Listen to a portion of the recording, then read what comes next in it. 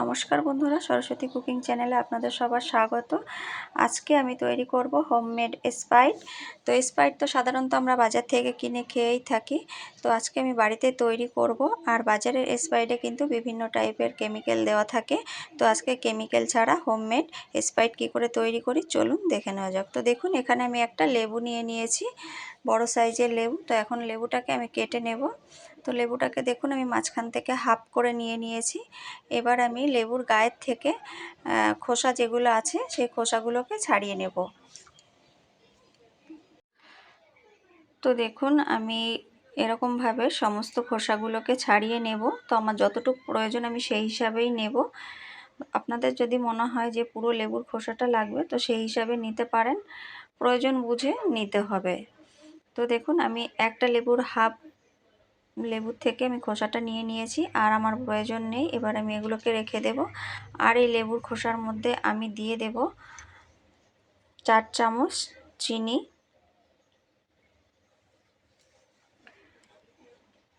তো দেখুন আমি এখানে 4 চামচ চিনি নিয়েছি, আপনারা এর থেকে কম বা বেশি নিতে পারেন। তো আমি এখন এই লেবুর খোসাগুলোকে হাত দিয়ে ভালো করে একটুখানি চটকে নেব। চটকে মানে লেবুর ভিতরে যে লেবুর একটা ফ্লেভার আছে লেবুর খোসার ভিতরে, সেই ফ্লেভারটাকে বের করে নেব। তো দেখুন লেবুর খোসার যে ফ্লেভারটা ছিল বেরিয়ে গেছে, আর চিনিটা পুরো এরকম জল হয়ে গেছে। তো আমি এখন খোসাগুলোকে এখান থেকে ফেলে দেব। তো খোসাগুলোকে আমি উঠিয়ে আলাদা করে রেখে দেব। তো দেখুন এখন আমি শুধু ফ্লেভারটাকে নিয়ে নিয়েছি। এরপর দেখুন এখানে আমি একটা ছোট্ট বাটি নিয়ে নিয়েছি, আর যে হাফ লেবুর খোসাটা নিয়েছিলাম সেটা থেকে আমি হাত দিয়ে চিপে এর রসটাকে বের করে নেব।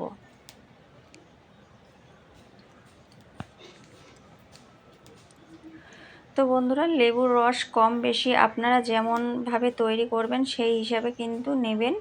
এখানে আমার যতটা প্রয়োজন আমি সেই হিসাবেই কিন্তু লেবুর রসটাকে বের করে নিচ্ছি। আর লেবুটা কিন্তু অনেকটাই বড়, সেই জন্য হাফ লেবুর রস হলেই আমার হয়ে যাবে।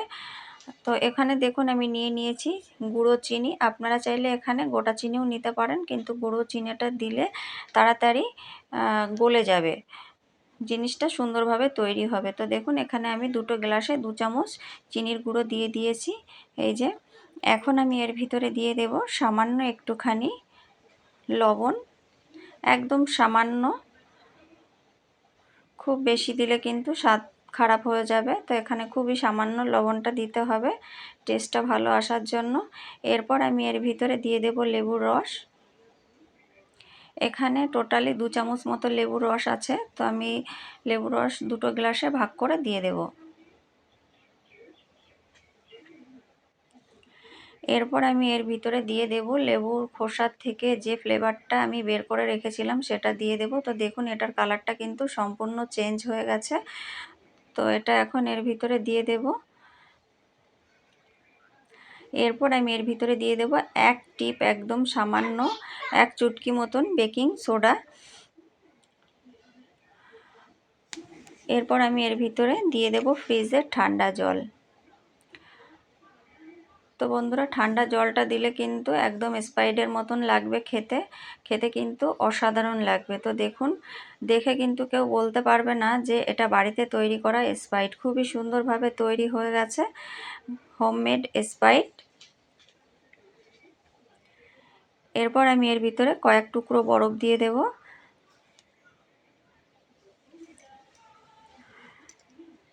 তো বন্ধুরা, এই গরমে এরকম ঠান্ডা ঠান্ডা স্প্রাইট বাড়িতে তৈরি করুন, তৈরি করে খেয়ে দেখুন, ভীষণই ভালো লাগবে। খুবই সুন্দরভাবে তৈরি হয়ে গেছে স্প্রাইট। এবার আমি এখানে দুটো গ্লাসে একটু লেবুর স্লাইস দিয়ে সাজিয়ে দেব, জাস্ট দেখার সৌন্দর্যের জন্য, আর কিছুই না, দেখতে ভালো লাগবে সেই জন্য। তো দেখুন এই যে আমার তৈরি হয়ে গেছে হোমমেড স্প্রাইট।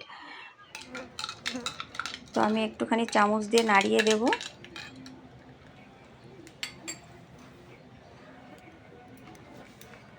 তো দেখলেন তো বন্ধুরা, খুবই সহজে। বন্ধুরা, স্প্রাইটটা এবার আমি খেয়ে বলছি কেমন হয়েছে।